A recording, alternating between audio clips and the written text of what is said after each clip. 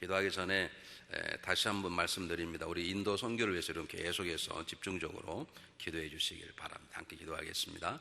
사랑이 많으신 하나님 아버지 은혜에 감사합니다. 오늘 이 시간에도 귀한 생명의 말씀을 저에게 주시니 이 말씀이 우리의 발의 등불이 되게 하시고 내 손에 들려진 성령의 검이 되게 하시며 하나님 앞에 나아가는 귀한 하나님의 길이 되기를 간절히 원합니다.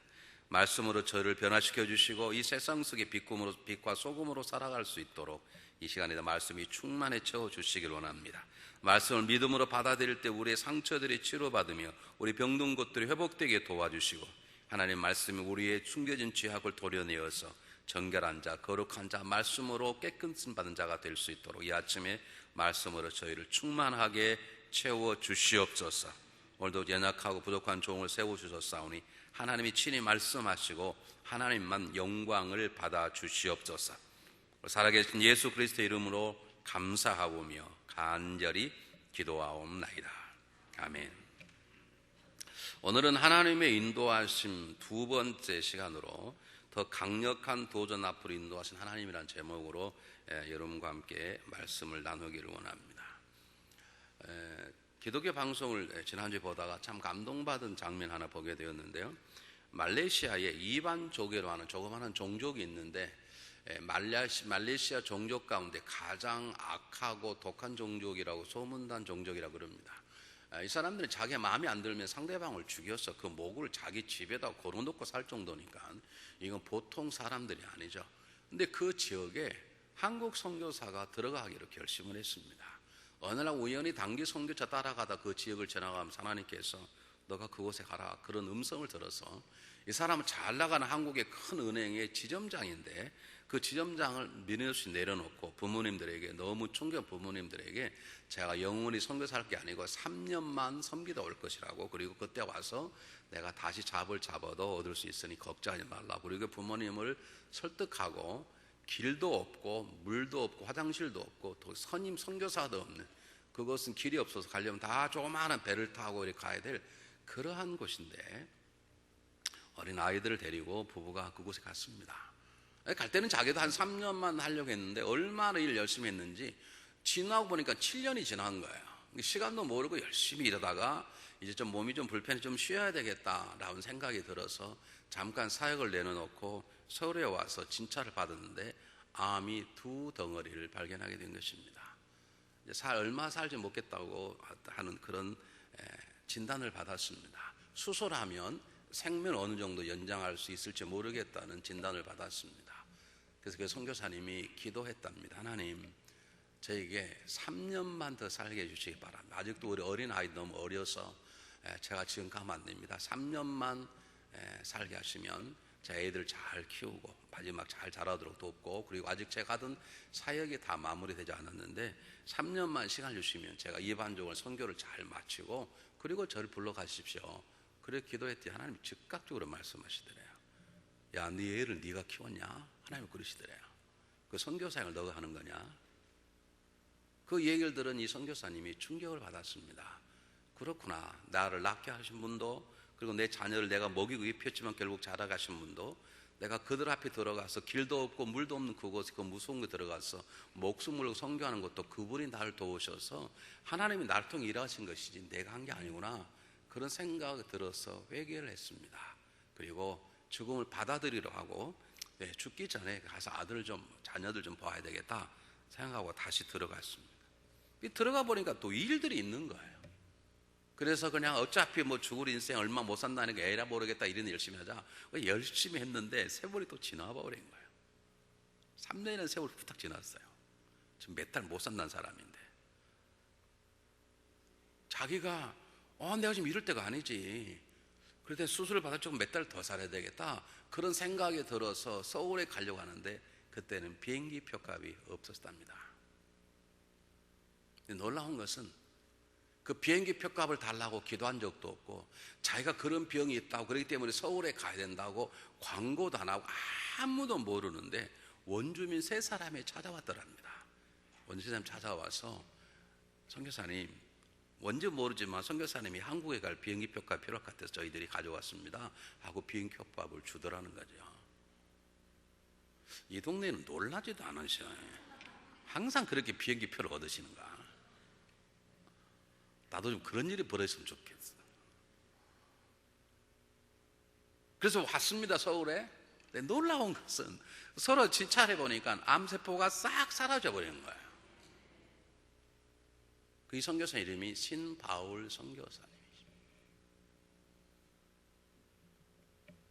저는 그분의 설교를 들으며 간증을 들으면서 신명기의 32장에서 모세의 외침이 들립니다.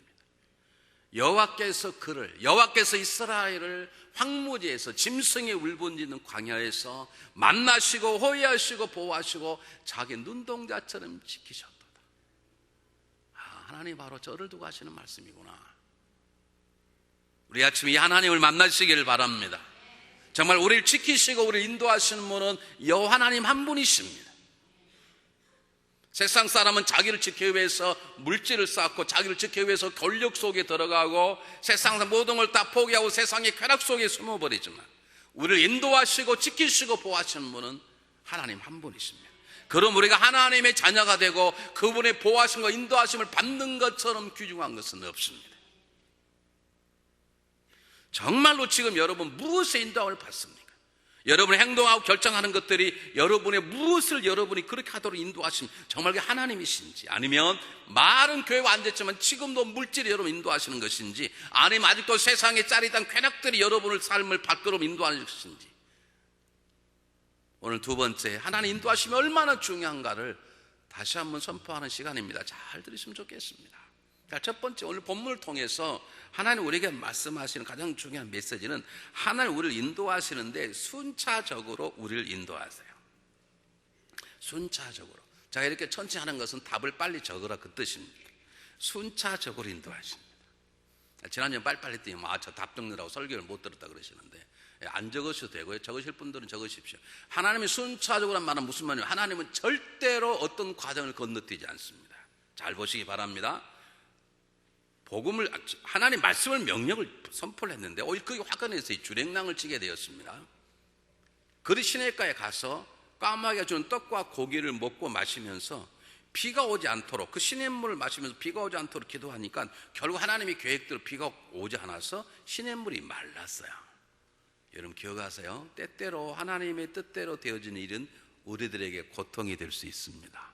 물이 마르니까 엘리야가 신나나요? 아니죠. 하나님 뜻은 이루어졌지만 자기에게는 뭐예요? 고통스러운 것이죠. 그럴 수 있습니다. 이것을 인정하는 것이 신앙인입니다. 좀 말할 때 아멘 합시다. 내가 하나님 뜻이 이루어진다고 기도했는데 그 하나님의 선한 뜻이 나에게 고통일 수 있어요. 그래 불구하고 그렇습니다. 하나님 뜻이라면 행할 수 없소서라고 하는 것이 믿음이에요. 지금 하나님은 엘리야를 한 단계 한 단계 지금 자라게 하시는 거예요. 그런데 물이 마르면 이제 거기 살 수 없지 않습니까? 하나님께서 사르밧으로 가라고 두 번째 명령하십니다. 여호와의 말씀이 엘리야에게 임하여 너는 사르밧으로 가라. 시돈에 속한 사르밧으로 가서 숨어라, 그 말 아닙니까? 그곳에 가면 한 과부가 너를 돕도록 내가 다 조치를 준비하고 시켜놓았다. 그게 가라는 것입니다. 여러분 기억하시기 바랍니다. 그리 시냇가의 문이 닫혔습니다. 그랬더니 엘리야가 죽었다가 아니라 엘리야는 하나님의 사르밧 과부의 집으로 가게 했습니다. 여러분 기억하십시오. 하나님은 우리의 삶이 한 문을 닫으시면 하나님은 반드시 다른 문을 여십니다. 하나님은 우리를 인도하실 때 한 단계 한 단계 인도하십니다.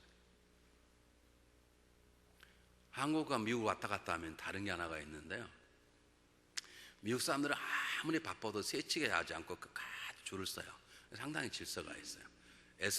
에스카레이터를 가면 아무리 바빠도, 물론 한두 번 그러더라도 바빠도 다 기다려요. 한국 사람들은요, 지금 에스카레이터가 움직이는데 막 계속 뛰어 올라가. 우리는요, 계단을 하나를 막 두 개, 세 개씩 한 번에 올라가야 직성이 풀려요. 여러분 기억하세요. 하나님은요, 계단을 하나씩 밖에 안 올라가요. 절대로 서두르지 마세요. 절대로 서두르지 마세요. 하나님은 절대로 서두르지 않으세요. 하나님의 학교, 하나님의 신앙학교에는 속성과나 비법과는 없어요. 하나님의 신앙훈련은 한 단계 한 단계 올라가고요, 내려갈 때도 한 단계 한 단계. 하나님은 절대 서두르지 않으시고 한 단계 한 단계 천천히 올라가세요. 우리들은 한국 분들이 우리 습성이 우리 너무 급해요. 식당에 들어가면 빨리빨리 중국 사람 다 알지 않습니까? 아도 빨리빨리 음식을 달라 그래가지고 천천히 이런 빨리빨리 식사하면 저처럼 살찐다는 걸 아십니까?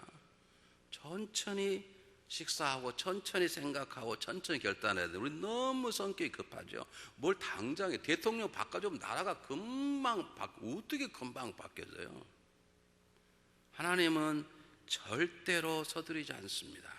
하나님은 절대로 급하게 움직이지 않습니다. 하나님은 우리에게 숏길, 우리에게 비법, 우리에게 지름길을 절대로 말씀하지 않습니다.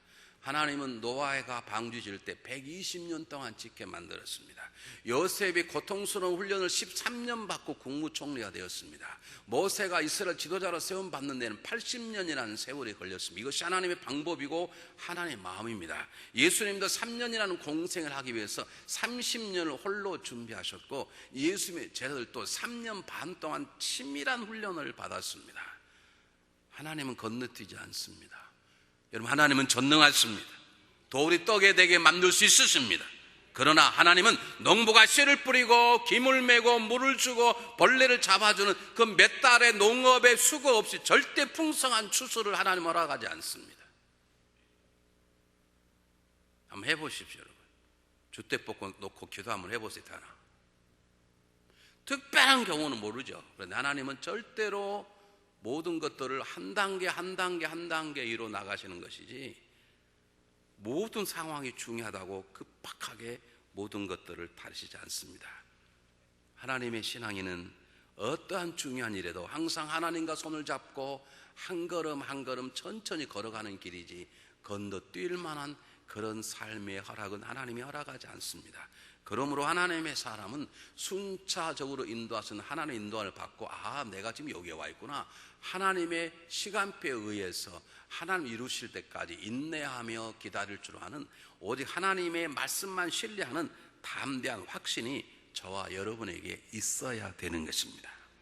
두 번째입니다. 두 번째, 하나님은 더욱 강한 도전 앞으로 우리 인도하십니다. 이게 무슨 말입니까?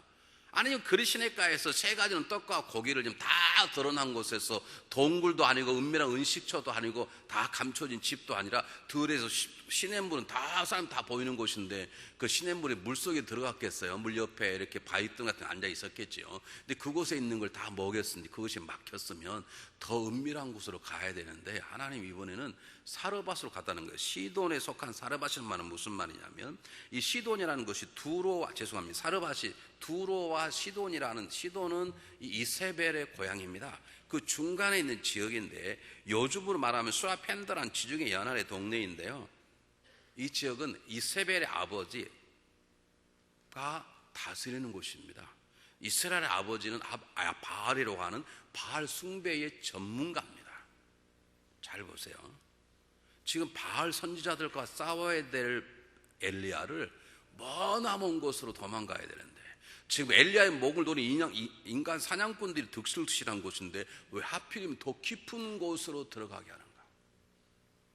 시냇가에 숨어 있는 것도 지금 걱정이 될 만한데 하나님은 그 시냇가에 숨겨진 담론뿐만 이제는 정말로 적진 깊숙이 들어가서 정말 너가 정말로 얼마나 담대하냐, 내 말을 믿고 얼마나 담대할 수 있냐를 더 강력한 위험 앞에, 강력한 도전 앞에 엘리야를 인도하시는 것입니다. 더 재밌는 것은요, 내가 한번 보세요. 성경 보면 사르밧이라 그랬죠. 이 사르밧이란 당내는 원래 시렙다 그런 뜻입니다. 사렙다라 그러잖아요. 누가복음 보면 사렙다 과부가 나오잖아요. 그런 뜻입니다. 그런데 이 사르밧의 원래는 녹이는 그런 뜻이라고 얘기했어요. 그러니까 녹이는 집, 어떤 뜻으로 녹이는 집이라고 써 있는지는 모르지만 하여간 모든 걸 녹여버린다는 거니까 이 단어 속에 하나님께서 너는 이제 용광로에 들어가는 것처럼 앞으로 강력한 훈련을 받게 될 것이라는 것을 예언하는 것입니다.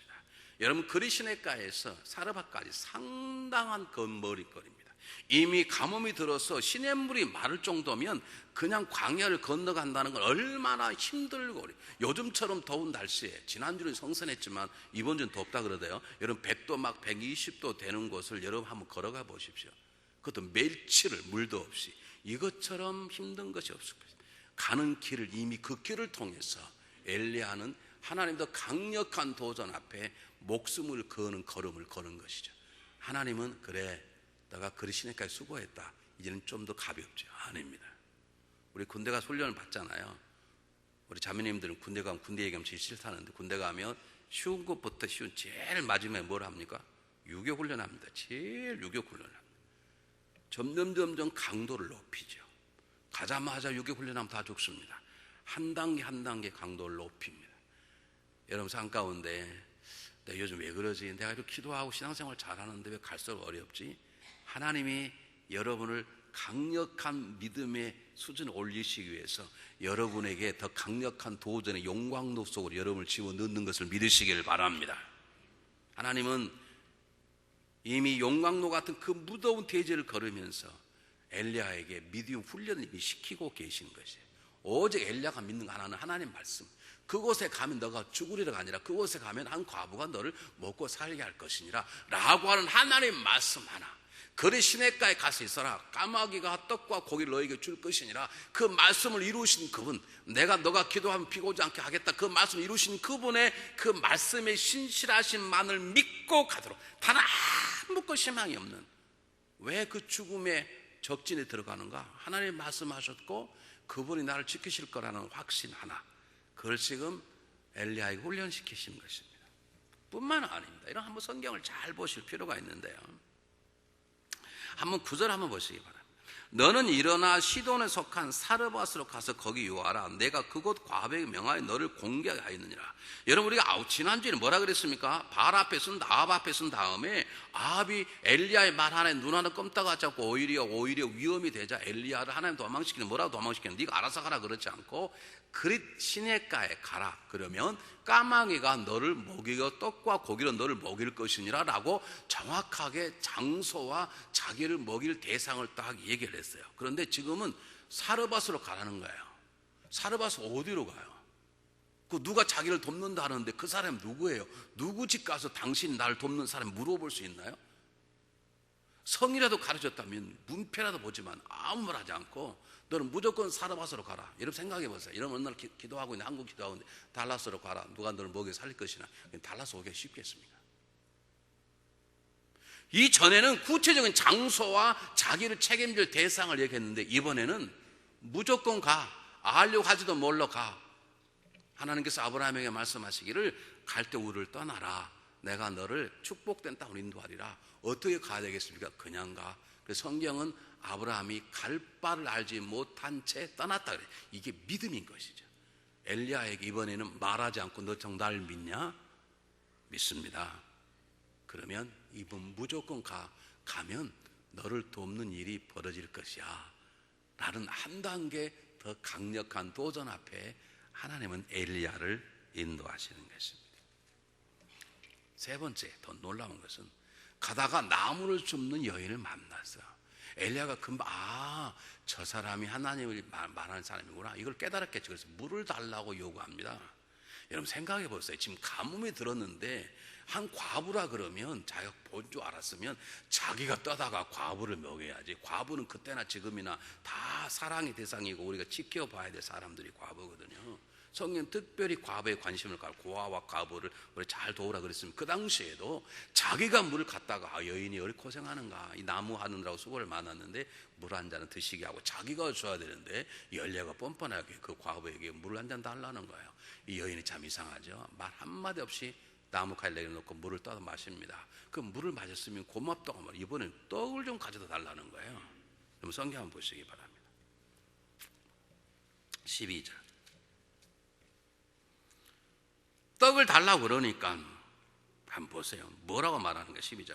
이 과부가 저가 가로되 당신의 하나님 여호와의 사심을 가르쳐 맹세하는 나는 떡이 없고 다만 통에 가루 한 움큼과 병에 기름 조금뿐이라. 내가 나뭇가지 무 두엇을 주어다가 나와 내 아들을 위하여 음식을 만들어 먹고 그 후에는 죽으리라. 이제 남는 건 떡도 없고 밀가루 조금 하나 하고 기름이 있어. 이제는 마지막 전병 하나 묻혀서 그냥 잘해서 그냥 먹고 죽을 밖에 없습니다. 그러냐? 내가 미안하다. 내가 기도해서 하나님이 나에게 까마귀를 통해서 떡과 고기를 주셨는데 내가 이제 기도하면 너희 집에 그런 역사가 일어날 거야.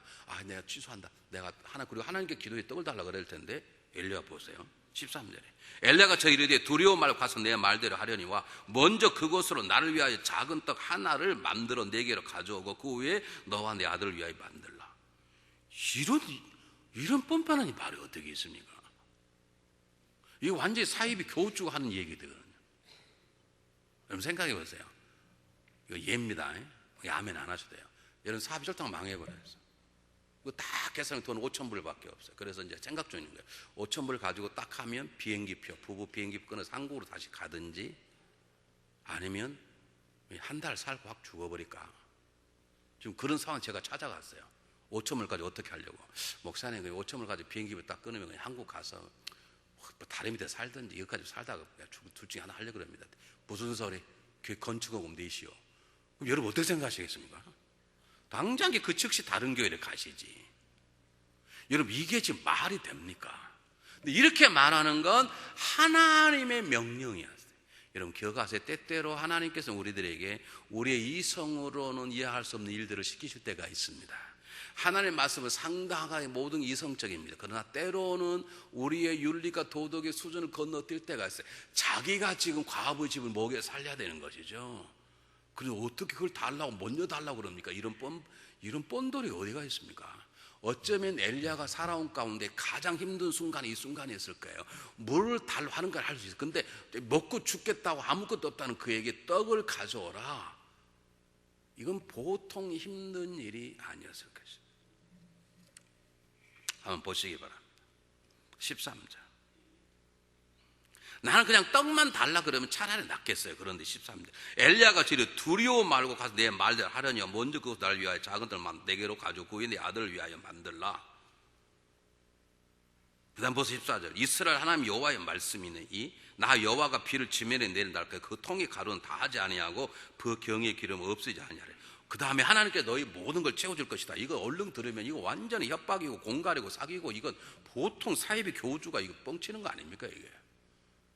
그런데 엘리야는 하나님 주신 말씀에 순종을 했어요. 여러분 때때로요 하나님 일을 하다 보면 세상 사람들에게 공격받을 수 있어요. 야 어떻게 예수 믿는 사람이 그럴 수 있냐. 여러분 그럴 수 있어요. 하나님이 명령이라면 다는 아니지만 때때로 우리는 우리의 이성의 경험의 모든 것들을 초월해야 될 때가 있어요. 아마 엘리야가 이 말할 때 가장 힘들었을 거예요. 지금 뭘 제가 강조하냐면 다른 거 아니고 왜 이렇게 입장 곤란하게 만드시냐고요. 그래 엘리야 너 참 수고했다. 그냥 사르바드 가라 갔더니 그냥 어떤 과부 오더니 기다렸다고 오시라고. 내가 숨기는 음식 있다고 우리 집에 저 지하실에 최고로 좋은 냉매실 잘 되는 집 있으니 편하게 쉬시라고. 그렇게 했으면 얼마나 좋겠어요. 그런데 더 힘들게 까마귀 하고 이야기할 필요 있습니까? 근데 그냥 주면 먹으면 돼. 이제는 달라고 그러고 뺏어 먹어야 되고 이건 보통 힘든 일이 하지 않습니까? 하나님은 우리를 인도하실 때 한 단계 한 단계 그분이 원하실 때까지 한 단계 한 단계 더 많은 시련과 도전 앞으로 우리를 인도하세요. 그걸 이기셔야 돼요. 이쪽은 다 도통하신 분이니까 아멘도 안 하셔. 다시 말씀드릴게요. 부부가 살면 살수록 극복해야 될 위기는 더 많아요. 신혼 때는요 그냥 꼴보기만 싫어요. 10년 되면요 내가 어떻게 이놈을 믿었지? 그런 후회가 와요. 15년 되면요 확 죽여버리고 싶을 때. 그걸 이기셔야 돼. 자식 처음 나면요 얼마나 이쁜가 몰라. 빨고 깨물고 좀 지나면요 내가 이걸 갖다가 미역국을 먹었나? 여러분 그걸 이기셔야 돼. 그게 삶이에요. 하나님 우리를 쓰시기 위해서 앞으로 갈멜산에서 수백 명의 발손자와 싸워서 목숨을 걸고 싸워야 돼. 엘리야가 보통이겠습니까? 여러분 100대 수배가 어떻게 싸웁니까? 1대 수배가 이거 아마 사람만 보고 기절할 텐데 그들 앞에 당당히 서게 지금 뻔뻔하게 엘리야를 더 적진 깊숙한 곳 던지시고 더 담대하게 나가고 오직 하나님 말씀만 믿을 수 있도록 하나님 말씀에 훈련하도록 만들어 나가시는 것이죠. 여러분 하나님이 여러분의 고통을 죄송해요 하나 둘씩 걷어서 조금씩 편하게 하시면 천국 갈 날이 가까운 거예요. 하나님을 쓰시려면요, 나이가 맺히든 말든 계속 훈련을 시키셔서 하나님 말씀 훈련하게 하고, 말씀 이기게 하시고, 또 도전이 또 오고, 더 큰 시험이 오고, 그걸 말씀으로 건너뛰고 하나님 말씀을 붙잡고 살아가도록 우리를 순차적으로 더 강건하게 만들어 나가는 것을 믿으시기를 바랍니다. 이게 굉장히 중요합니다. 뿐만 아니라 여러분, 이것은 하나님이 엘리야를 훈련시킬 뿐만 아니라 이 자리가 가장 놀라운 자리입니다. 인간 사냥꾼이 어떻게 자기들의 본거지 앞에 엘리야가 숨어있다고 생각을 했겠어요? 전부 쫓아다녔겠지. 숨었으면 이스라엘 민족이 숨어야지 어떻게 자기들의 족속에 와서 숨냐고요. 그러니까 아마 인간 사냥꾼은 생각이 안 하죠. 이것이 하나님의 지혜예요. 여러분 생각을 하나님을 판단하면, 여러분 생각으로 교회를 판단하지 마세요. 하나님의 생각과 우리 생각은 달라요. 엘리야를 더 완벽하게 훈련시키시고 엘리야를 더 완벽하게 지키시는 방법은 적진 가장 가까운 곳에 떨어뜨려서 담대한 신앙을 갖게 하고, 그리고 정말로 안전하게, 사람들이 생각도 안 하죠. 어떻게 이세벨의 아버지가 통치하고 있는, 그래서 바알이라고 이름까지 붙인 그 아버지에 있는 은거지 옆에다가 엘리야를 숨겨놓냐고. 그 인간 사냥꾼들이 상상도 못하는 가장 안전한 지역이었어요. 여러분 때때로 어려움을 당하십니까? 걱정하지 마십시오. 하나님이 여러분들을 가장 편한 곳으로 잘 인도하고 지켜셔서 우리의 삶이 궁극적으로 승리하도록 하나님께서 만들어 가실 것을 믿습니다. 세 번째는요, 하나님은 가정을 통해서 일하십니다. 여러분, 우리가 요한복음 2장에 보면 예수님께서 가나안 혼인잔치 참석하셨다가 물을 포도주로 만드는 기적을 행하시면서 예수님 첫 번째 내가 누군가를 나타내시죠. 근데 그것은 예수님이 능력을 나타냈을 뿐만 아니라 그것은 예수님이 그 가정을 사랑하신다는 중요한 표시입니다. 여러분, 하나님은 교회를 사랑하십니다. 믿습니까? 이 교회가 주님의 몸이기 때문에 그렇습니다. 근데 동시에 하나님은 가정을 굉장히 사랑하십니다. 하나님이 어떻게 여인을 훈련시켰는지 모릅니다. 우리가 어떻게 하나님께서 엘리야를 이 데셉이라는 곳에 훈련시키는지 우리는 모릅니다.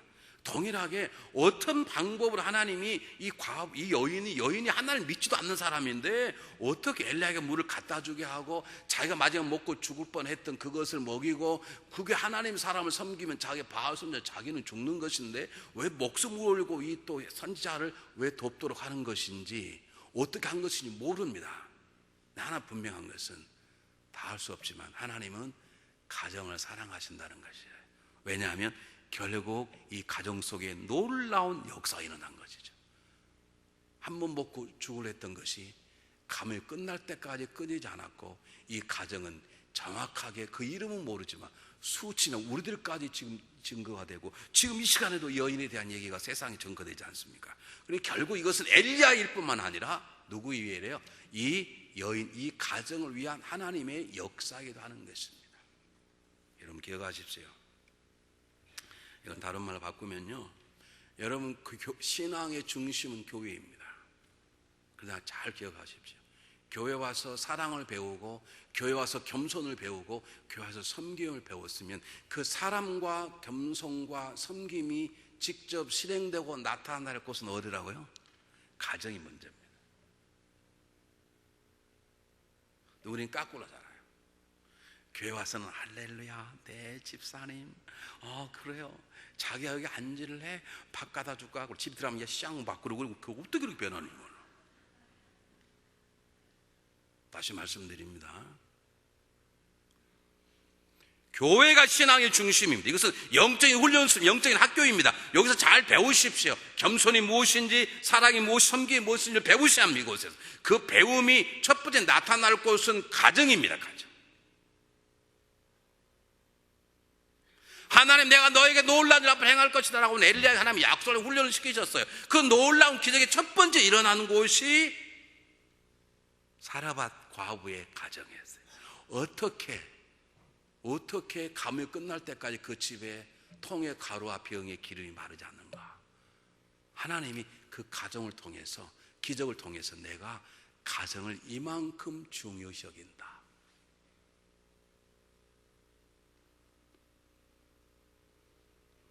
사랑하는 여러분, 제가 결혼식 할 때 성경 공부를 시켜야 하기 전에, 그러면 제가 꼭 묻는 게 있습니다. 두 분이 여기까지는 그냥 왔죠. 어떻게 하다 보니까 만나고 어떻게 하다 보니까 눈이 맞아서 눈에 콩깍지가 끼어 서로 좋고 사랑하는데 내가 부탁하지만 앞으로 결혼해서 좋은 남편, 좋은 아내, 좋은 엄마 아빠가 되려면 혀를 깨무는 노력이 필요합니다. 그냥 사랑한테 지금까지는 그냥 왔지만 앞으로는 절대 그냥 안 됩니다. 그러니까 노력하십시오. 근데 우리 한국의 가정은 다는 대부분 그러지 않습니다. 남편은 세상 일, 직장 일에 훨씬 더 많이 신경을 써버리고 그리고 아내를 애 키우느라고 가정 전체를 포함하지 않죠. 대표인 사람이 저죠. 목회하느라고 가정을 돌보지 못한 이제 근데 어떻게 하겠어요? 이미 애들이 다 떠나버렸는데. 애들이 물었어요. 너 뭐가 제일 힘드냐? 엄마 아빠가 우리 둘 놔두고 신방 갈 때 우리는 너무너무 싫었어. 내가 많이 안 했지만 가슴을 칼로 찌르는 것 같더라. 그렇다고 어떻게 애들 데리고 신방을 다니겠어요? 이게 목회자의 위기죠. 어려움이죠. 그래서 여러분들이 목회자를 위해 기도가 필요하다는 거예요. 어느 날 그러는 거예요. 우리가 둘이 있는 게 너무너무 싫어서 너무너무 화가 나서 우리 둘이 싸웠어. 그래서 이 부모에 대한 분노, 걱정, 두려움 얼마나 무섭겠어요. 나오고 그랬잖아요. 우리 그래서는 안 되는데 야, 절대 전화 받지 마라. 집에 애인만 있는 줄 알면 안 된다. 그 애들이 얼마나 부모 어려울 때까지 우리는 또 뭐 신방을 잘한다고 막 12시 새벽 1시까지 막 신방으로 들어가고 그랬으니까 애들이 그 밤에 얼마나 무섭게 조금만 할 때. 여러분, 하나님은 가정을 사랑하십니다. 그 가정 가운데 지금 역사하고 계시는 것입니다.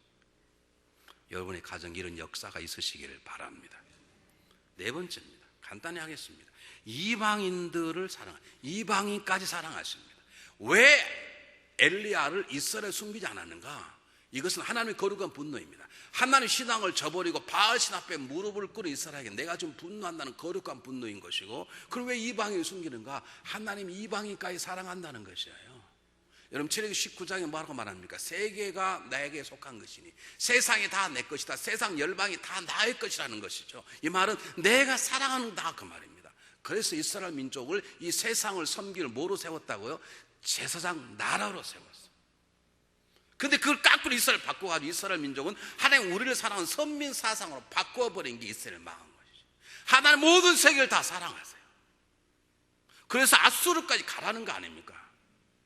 요나에게. 요한은 못 가겠다는 거 아닙니까?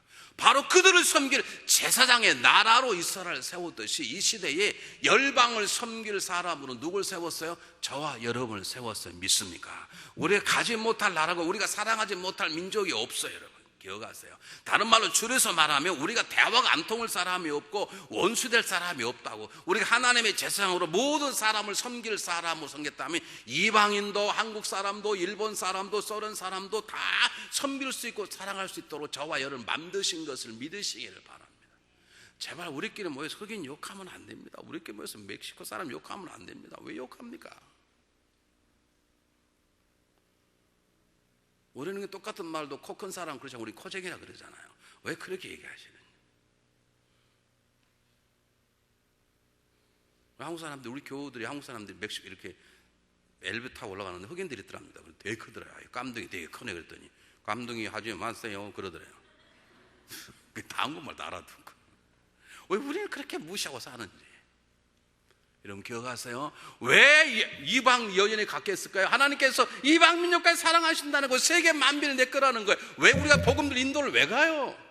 인도에서 얼마나 많은 선교사가 죽는데 가지 말아야지 그런 원수 같아. 아닙니다. 하나님이 그들 사랑, 그들도 하나님 것입니다. 믿습니까? 그래서 가는 거죠. 우리에게 건너지 못할 다리가 없는 것이죠. 우리에게 가로막힌 벽은 없는 게 하나님의 백성에게.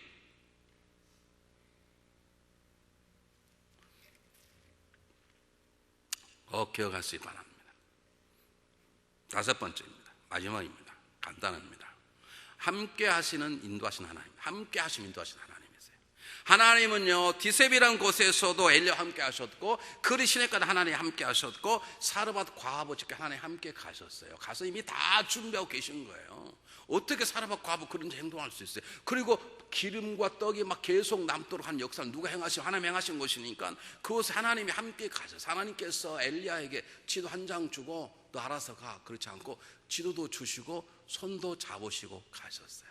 하나님 우리에게 말씀만 주시고 너가 깨달아 그렇게 말씀하지 않고 말씀을 주시고 우리에게 진리의 영을 보내셔서 하나님 말씀을 깨닫도록 만들어 주시는 거예요. 믿습니까? 그러므로 진리의 영이 오시면 너가 진리를 알게 할지니라 하십니까? 이게 하나님 우리 함께 하시는 하나님이세요. 이 하나님과 함께 우리 함께 하시는 하나님을 붙잡고 그분의 인도하심을 받아들이는 여러분 되시기를 주의 이름으로 축복해 드립니다. 주님께서 뭐라고 말씀하셨습니까? 너희는 가서 모든 족속 제자를 삼아 아버지와 성령으로 세례를 주고 내가 너희 분부한 문을 가르치게 하라. 알았냐? 끝이 아닙니다. 볼지어다 behold 믿어라. 내가 세상 끝날까지 항상 너와 함께 있으리라. 있는 말은 무슨 말이에요? 함께하며 지키고 보호하고 인도하여 주겠다는 것입니다. 저는 다윗의 시편 하나가 생각납니다. 산들이 떠나며 작은 산들이 옮길지라도 나와 인자는 내게 떠나지 아니하며 나의 언약은 옮기지 아니하겠다. 그 말은 무슨 말입니까? 세상이 변해도 나는 너와 함께하고 너를 지키고 인도하며 보호해 줄 것이다. 사랑하는 여러분, 우리 인생의 삶 가운데 가장 중요한 것이 무엇입니까? 하나님이 우리와 함께 하시며 우리를 인도하시는 것입니다. 여러분 정말 하나님 인도하심을 바라십니까? 그러면 각오하십시오. 우리가 원하는 만큼 하나님은 속도 내지 않습니다. 순차적으로 한 계단 한 계단 올라가십니다. 기억하십시오. 올라갈수록 힘듭니다. 숨이 찹니다. 고통스럽습니다. 그걸 이겨낼 각오가 있으셔야 합니다. 그 길을 가노라면 하나님의 가정을 통해 일하실 것입니다. 그 길을 가노라면 우리 교회뿐만 아니라 이웃 교회도 우리나라뿐만 아니라 다른 나라도 하나님의 은혜 가운데 거하는 하나님의 인도하심을 경험하게 될 것입니다. 기도하겠습니다.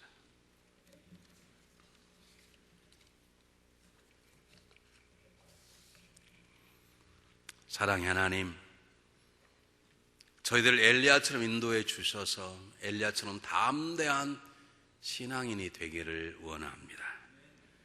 하나님, 엘리야처럼 갈 바를 몰라도 하나님 말씀만 붙잡고 전진하는 신앙이 되게 도와주시고 때때로 힘들고 고통스러운 문제가 닥쳐도 물러서지 않고 불평하지 않고 넘어지지 아니하며 하나님의 마음으로 전진하는 자가 되게 도와주셔서 우리를 통하여 이방인이 우리를 통하여 다른 가정들이 복받는 하나님의 귀한 종으로 저희들을 사용하여 주시옵소서. 이번 한 주간도 우리 손을 붙잡고 인도하여 주시옵소서. 예수 그리스도 이름으로 감사하오며 간절히 기도하옵나이다. 아멘.